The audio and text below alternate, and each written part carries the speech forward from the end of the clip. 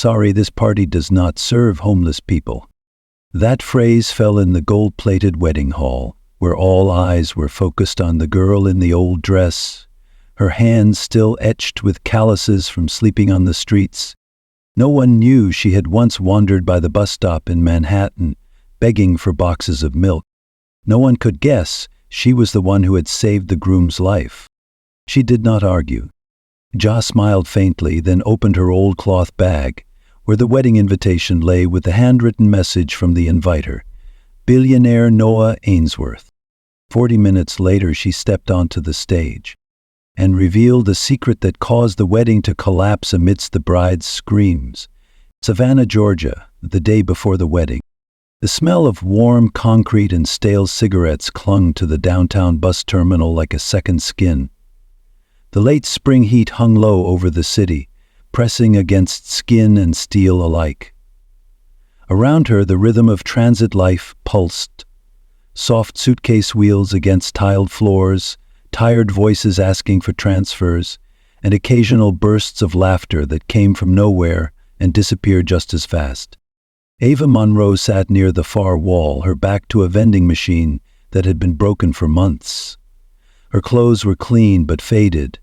Her scarf, wrapped tightly around her neck, had been knitted from mismatched yarn and given to her last winter by a woman who didn't remember her own name. Ava remembered it for both of them.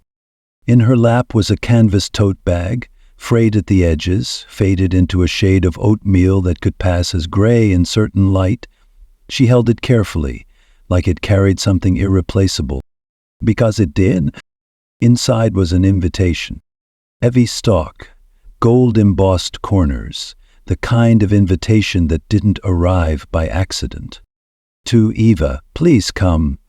I want you there. Noah Ainsworth. She had stared at that note for a long time after finding it. It had been tucked between her sleeping bag and the alley wall, slipped into the pages of a discarded library book she'd left as a placeholder. She didn't know who brought it there, only that it was him. The handwriting was unmistakable. Noah, the man who once sat beside her under a highway overpass with scraped knees and the weight of failure stitched into every breath. The man who told her more than once, "You are the only one who looked me in the eye." Now he was a billionaire, tech giant, startup messiah, the man Savannah's elite couldn't stop talking about. And tomorrow, he was getting married. To Celeste Hartwell, senator's daughter, Southern royalty, the face on every front-page lifestyle column for the past 6 months. But for some reason, Noah had sent the woman he once shared soup with an invitation. She spent the last of her shelter credits on a shower. She borrowed a dress from the community closet. It was 2 inches too short and clung too tight at the hips, but it was navy blue and had sleeves. It would do. She washed her hair in a public restroom, towel-dried it with paper, and tied it back with a ribbon she'd found in the gutter outside a bridal shop. She didn't look like a wedding guest, but she looked like herself. And she was going, the Langford Hotel, 7:00 p.m. It looked more like a monument than a venue, its pillars wrapped in silk drapes, its chandeliers visible from the sidewalk. A line of black cars waited out front, each one releasing a new version of perfection. Glittering gowns, perfect teeth, smiles that didn't touch the eyes.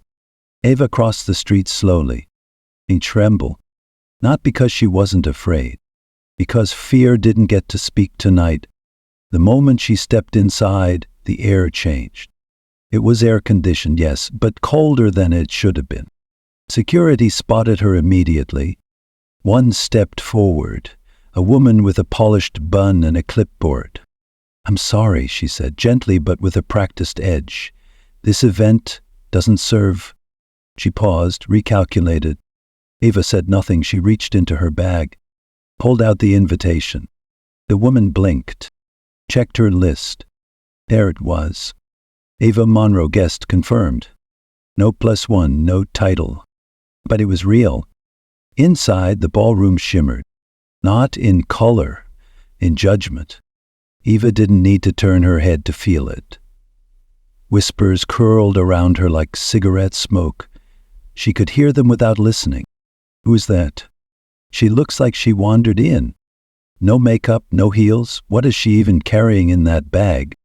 Eva didn't break pace. She didn't look for a seat. She walked through them like she was made of air, until she saw him. Noah. He stood near the back of the hall, surrounded by men in tailored suits and women who'd grown up in gated communities. He laughed at something someone said, but when he saw her, everything stopped.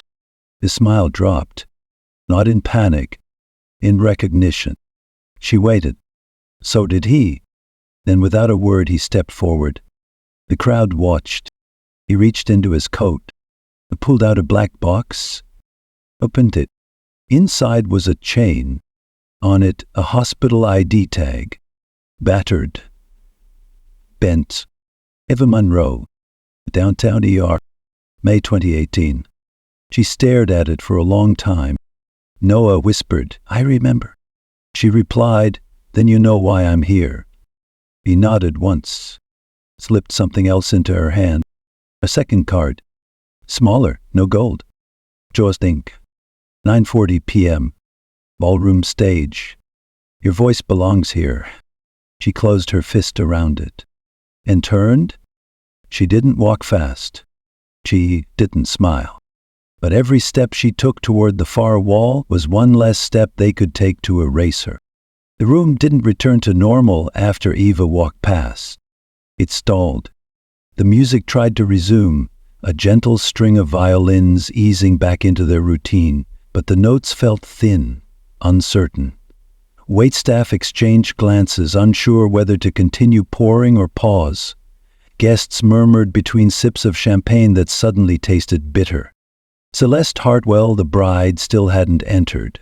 Rumor was she was finishing her third wardrobe adjustment upstairs. Some said she liked to make an entrance. Others said she liked control. But tonight, control belonged to someone else. Eva waited in the shadows near the side wall.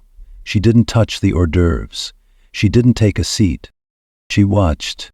People stared at her, then whispered, then stared again. No one approached. She didn't mind. She knew how to exist in silence. The sidewalk had taught her that. Shelters had taught her that. The world didn't listen until it had no choice. 9:39 p.m.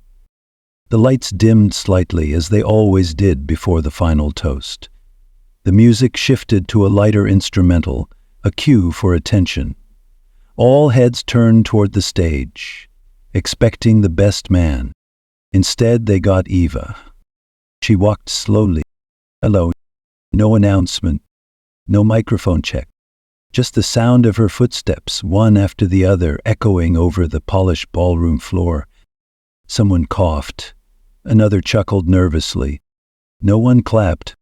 Noah stood at the edge of the crowd, hands folded in front of him. His eyes never left her. She reached the stage, took the mic, and exhaled. "My name is Eva Monroe," she said. She didn't raise her voice. She didn't have to. And I wasn't supposed to be here. Someone near the front scoffed, quietly, but not quietly enough. Eva looked down, pulled the ID tag from her pocket, and set it gently on the podium. "This," she said, her fingers barely brushing the old plastic, "is the reason I came." People leaned in, and she didn't blink. 6 years ago, Noah Ainsworth was not a billionaire. He wasn't engaged. He didn't have photographers or publicists. He had a busted lip, 3 cracked ribs, and no wallet. He was lying on the sidewalk outside the train station in Atlanta, barely breathing. The crowd stiffened. I was the only person who stopped. She told them about the ambulance, the hospital, the week she stayed by his side with soup and secondhand books, the nights he shook in his sleep, the way he asked her to remind him of who he was, over and over again. "You see the polished man in the tuxedo," she said, "but I saw him when he was too broken to speak." A hush swept the ballroom. "I don't say this to humiliate him," she added. "I say it because none of you asked. You saw me and thought, Who let her in? You judged the dirt on my shoes, the bag I carried, the fact that I walked here instead of arriving in a town car." She paused. "But none of you asked why I was invited." She turned to Noah. He hadn't moved. She met his eyes. "I'm here because he remembered, because something in him knew he couldn't start this next chapter on a lie. And deep down, he knew it too." She looked back at the crowd. "I'm not the scandal, I'm the truth." She didn't wait for applause. She didn't ask for acknowledgement. She stepped down from the stage the same way she arrived. One step at a time. And this time, the entire room parted for her. As she walked toward the door, Celeste Hartwell finally descended the stairs. Her eyes were hard. She looked at Noah, then Eva, then the room, and then she said quietly but clearly, "I'll be calling off the rest of the evening." Gasps. A scream from the wedding planner backstage, but Celeste didn't break pace. She walked straight past Noah, past the camera crew, past the stunned, silent guests, and disappeared into the night. Eva stepped outside. The air was cool, the sky stretched wide in velvet blue above the rooftops. She took the deepest breath she'd taken in years. Behind her, the Langford Hotel was still lit, still perfect, still untouched. But inside something had shifted. For good, in the morning after, Savannah had always been slow to wake, but not today. Not when the top trending phrase across every major platform was, "The homeless guest who ended the wedding." Clips of Ava's speech had already gone viral before sunrise. One shaky handheld video posted by a guest's teenage daughter had been viewed over 4.2 million times by 8 o'clock IM. No one knew her name yesterday. Now she was everywhere. She took the stage like she owned it. She didn't ask for a mic, she became it. Not all heroes wear heels, some wear canvas bags. Some called it powerful. Some called it disruptive. Some just called it a scandal. But the truth? It had been spoken, and that made people uncomfortable. Eva didn't wake up to the headlines. She hadn't slept. She'd spent the night walking. No destination, just movement. Past late-night diners, quiet waterfronts, and darkened houses with lights still on in kitchens. By 7 a.m. she was sitting alone on a public bench in Ellis Square, her bag at her feet, the same scarf wrapped around her neck. She held a paper cup of black coffee, lukewarm now and unread. A jogger slowed beside her. Paused. "You're the woman from the wedding," she said breathlessly. "That speech? Damn." Eva looked up, surprised. The jogger offered a small nod. "Thank you." Then she ran on. By noon, the news had shifted into frenzy mode. The Ainsworth wedding was officially called off.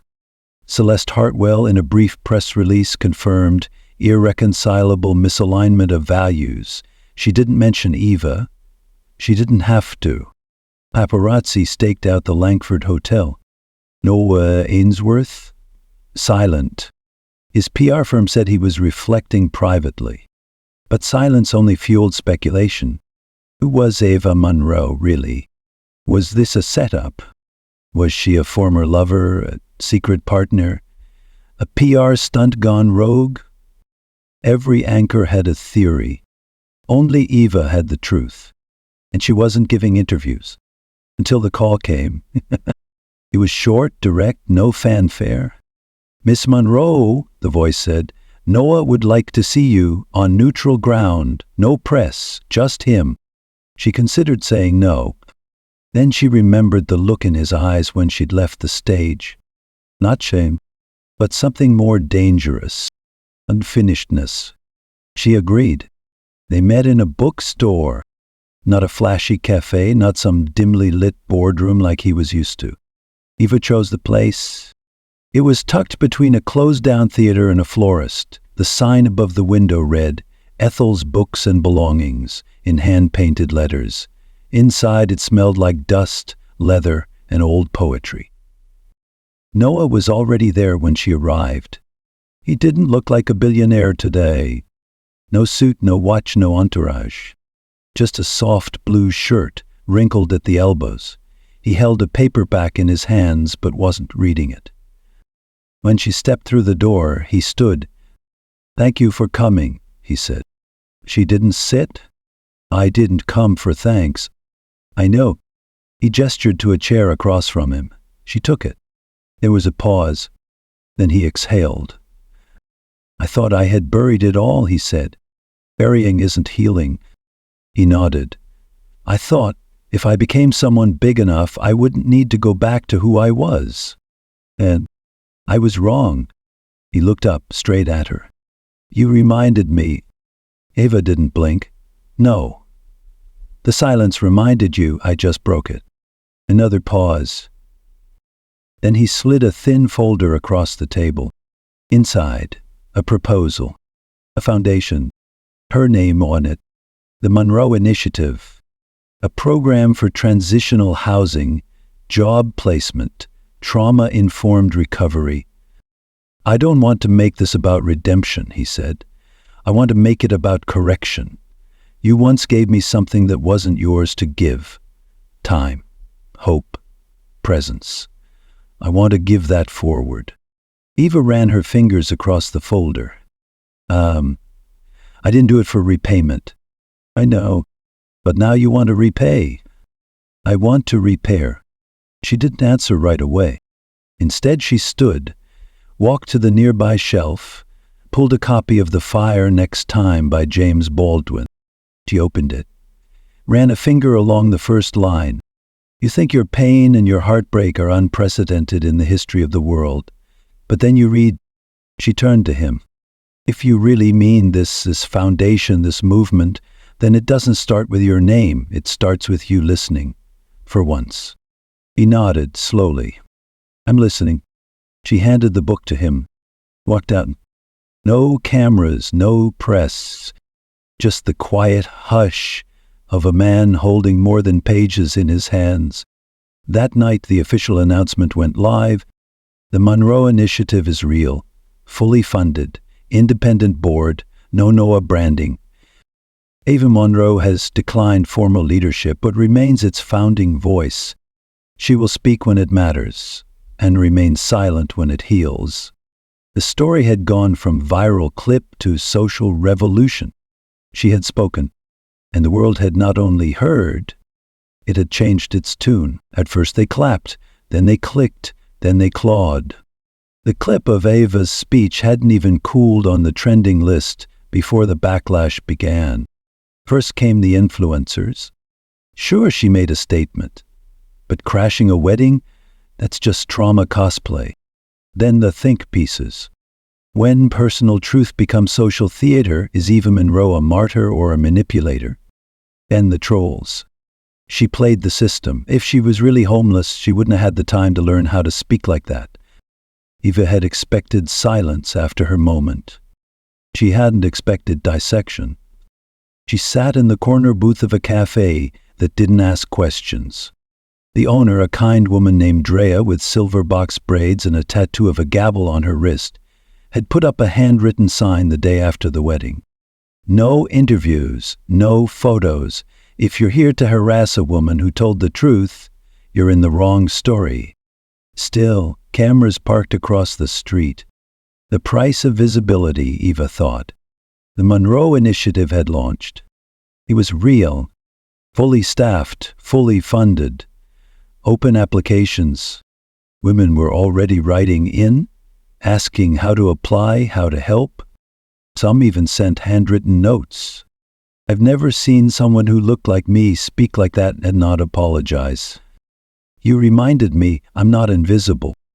I haven't told my truth yet, but now I might." It should have been enough to feel proud. But Eva felt exposed. On the third morning, she received an email from an unfamiliar address. "We're working on a documentary about transformation. We'd love to feature you." She deleted it. 10 minutes later, a new message. "A group of former Langford donors is organizing a petition. They want to rename the initiative. Monroe is too controversial." She stared at the screen. laughed once. A hard, breathless sound. Truth, apparently, came with conditions. By the end of the week, her story had been fact-checked, weaponized, romanticized, and whitewashed. News segments dubbed her the Cinderella who refused the slipper. One magazine photoshopped her canvas bag into a designer clutch. But the worst came from the city council. A leaked email from a private meeting. She doesn't look professional. We can't let someone in a second-hand scarf dictate urban reform. Eva stood in front of the mirror that night. Same clothes, same scarf, same calluses on her hands. She looked tired. But more than that, she looked unmoved. Let them dress it up, she thought. Truth didn't need a wardrobe. It needed a microphone. She didn't fight the system in a courtroom. She fought it on the sidewalk. It started small. A folding table, 2 chairs, a hand-painted sign that read, "Your story matters here." She didn't wait for institutions to give her permission. She made her own space. The first woman came by at 10:12. IMN. Mid-30s, a mother of 3. She sat down, looked at Eva, and whispered, "I was fired after I reported my boss. No one believed me." Eva listened. That was it. No paperwork, no forms. Just space and listening. By noon, 4 more had joined. By sundown, the sidewalk was filled with lawn chairs, milk crates, borrowed stools. No one filmed it. No one paid for it. But somehow it became louder than the headlines. Local reporters showed up a few days later. Eva didn't stop film. She only asked they not crop out the women in the photos. This wasn't about her anymore. It never really had been. One morning, Drea walked out of the cafe with 2 trays of hot biscuits and a can of peach jam. "You doing church?" she said. Eva smiled. "I'm not religious." "You don't have to be. But this?" She gestured to the crowd of women circling each other like planets, sharing stories, holding hands, sitting in silence. "This is communion." By the end of the month, they'd outgrown the sidewalk. The Monroe Initiative secured a building, a former community center, near the river that had been abandoned for years. Volunteers scrubbed the floors. Teenagers painted the walls with murals of outstretched hands and rising sun rays. Someone donated a speaker system. Eva stepped into the building on opening day to find over 200 people inside. Some wore suits. Some wore torn jackets. Most had never felt heard in years. She walked to the front, lifted the mic, and said simply, "They said I didn't look like I belonged. They said my clothes were wrong. My story was too messy. My past too real. My voice too raw." She looked out at them. "So I build a place that fits us. Instead." Later that night, as the crowd filtered out, a little girl with braids and scuffed sneakers approached her. She tugged on Eva's coat sleeve and asked, "Do I have to wear nice shoes to speak?" Eva knelt beside her. "You don't even need shoes," she said, smiling. "Just truth." That night, in her tiny room above the news center, Eva lit a candle, sat by the window, wrote in the corner of a used notebook, "Truth doesn't need a microphone. It doesn't need a label, or a look, or a place at the table. It builds its own." And tomorrow, she'd open the doors again, to more stories, more noise, more truth. And none of it would ever wear a dress code again. The system doesn't stay quiet forever. It watches. It waits. And when it strikes, it doesn't do it loudly. It sends letters. The first one came on a Thursday. Thick paper. Official seal, no return address. Inside, a formal notice of review from the city's Department of Zoning and Public Facilities. Apparently, the Monroe Center's certificate of occupancy was under reconsideration. The reason? Recent complaints regarding noise, unregulated assembly, and security risks. Eva stared at the letter for a full 5 minutes before folding it in half and placing it on the desk. That desk, donated by a retired librarian, stood at the heart of a building that had once been boarded up, filled with mold and marked for demolition. Now it was filled with warmth, with light, with life. Now it was under review. Drea walked in while Eva was staring out the window. "They sent it, didn't they?" she asked. Eva nodded. Drea didn't look surprised. She simply said, "They only knock you down when you're standing tall." The next week, 3 more letters came. One from the health department, one from the fire marshal, and one unsigned warning of a potential defamation suit if Eva continued public statements of a controversial nature. She posted none of it online. She didn't rage. She just showed up at the center the next morning, earlier than usual. At 6:00 a.m., she opened the doors. By 7:30, people were already waiting outside. And at 8:00, they began reading their stories aloud, one by one. She didn't stop them. She amplified them. The louder the city tried to shrink her, the more she opened the floor. But not everyone wanted the floor opened. On a rainy afternoon, a man in a tailored gray suit appeared at the entrance. He wasn't wet. He introduced himself simply. "Mr. Langford."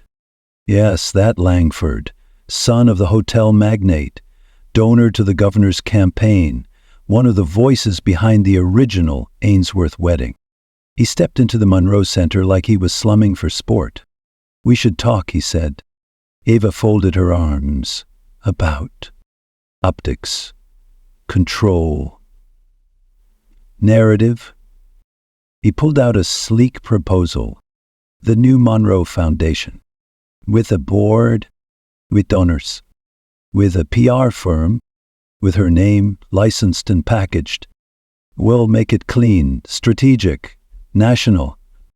Eva didn't take the folder. She looked him dead in the eyes and said, "This isn't your story to manage." Langford smirked. For now, Eva didn't fight with contracts. She fought with presence. The day after Langford's visit, she called a meeting, not in private, not with lawyers, but in the center's open hall. No podium, no press, just folding chairs in a circle. Dozens showed up.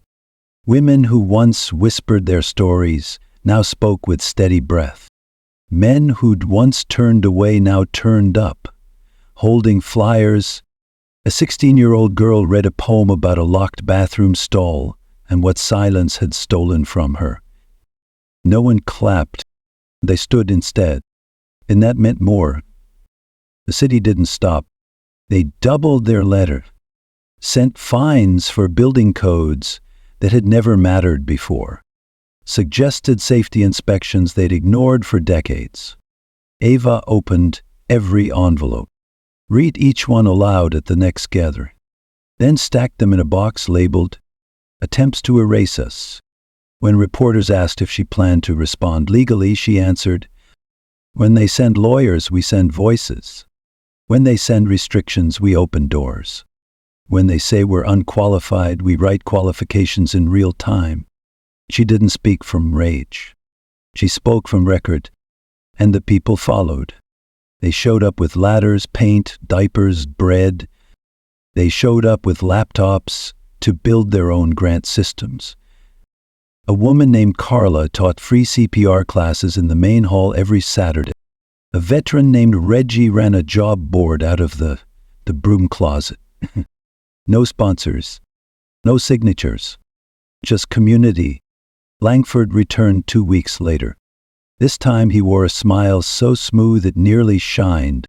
He stepped into her office and said, "You're becoming hard to replace." Eva looked up from her desk. "No one asked to replace me." Blank. "There's still time to cooperate." She stood, walked to the wall behind her where a quote was painted in thick black strokes. "We were never supposed to survive, so we built something that does." She turned back to him. "I'm not your guest, Mr. Langford. I'm the one who unlocked the front door." He left without another word. Later that week, she walked through the center's main hall. It smelled like coffee and possibility. A little girl was learning to write her name. An elder was teaching someone how to vote. No headlines, no hashtags, but every inch of this place remembered her not as a guest, but as its architect. The letter didn't arrive in a brown envelope. It came on state stationery, not a threat, a request. Ava read it 3 times. Ms. Monroe, the State Advisory Committee on Equity and Justice invites you to testify at the public hearing on House Bill 843, the Community Access and Dignity Act. They weren't suing her. They were listening to her. At last, she arrived without an entourage, wearing the same navy jacket she'd worn the night of the wedding. No badge, no foundation title, just her name, Eva Monroe.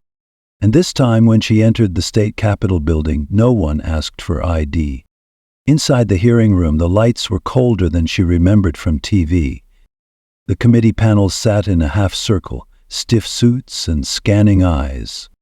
She sat alone at the witness table. The placard in front of her read, Eva Monroe, founder of the Monroe Initiative. She hadn't written that, but it was the truth now. When they called her name, she didn't clear her throat. She had unfold notes. She just spoke. My name is Eva Monroe. I am not a lawyer.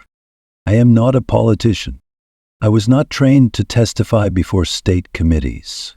I am a woman who was asked to leave a wedding before anyone knew I'd been invited. I am a woman who opened a door because no one else would.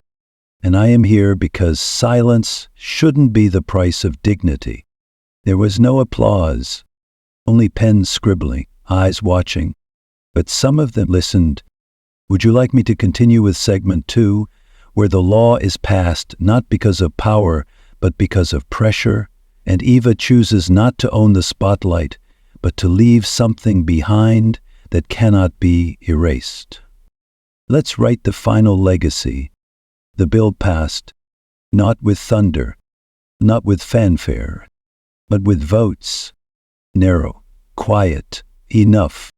House Bill 843, the Community Access and Dignity Act, was signed into law 42 days after Eva's testimony. It did not carry her voice in its language, but it carried her fingerprints. It mandated that every city-funded shelter receive independent oversight. It required that any publicly accessible event, weddings, fundraisers, political gatherings, must disclose guest rejections by formal reason and make those processes appealable. It banned the use of visual profiling for entrance denial in public-private venues. It didn't sound revolutionary, but for thousands, it was. Eva didn't speak to the press after the vote. She didn't write an op-ed. She didn't even post. She simply walked to the river that night and sat alone, watching the lights ripple on the surface. Someone sat beside her. And they didn't speak for a while. Then Drea said, "So, what now?" Ava didn't answer right away. She pulled a small envelope from her jacket, handed it over. Inside, her resignation from the Monroe Initiative. Effective immediately. "I'm not leaving the fight," Eva said. "I'm just leaving the room." The next morning, the board held a ceremony, small, unannounced. They unveiled a plaque on the center's front wall. It read, "In honor of the woman who didn't knock." She opened the door instead. The Monroe Center, founded by Eva Monroe, she didn't attend, but she did write a single sentence in the back of her old notebook. "The law may forget your clothes, but it will remember your name." 1 year later, a girl stood outside the Monroe Center, holding a speech written in pencil on notebook paper. She wore boots with holes in them, a sweatshirt 2 sizes too big. She stepped onto the same stage Eva once did, and said, "They told me I didn't belong, that I was too loud, too angry, too complicated, but someone like me made this space." so I'm going to keep it full. In the back of the room, a woman sat quietly, hood up, scarf gray. She didn't take the mic. She didn't introduce herself. But when the crowd stood to applaud the girl, she stood too.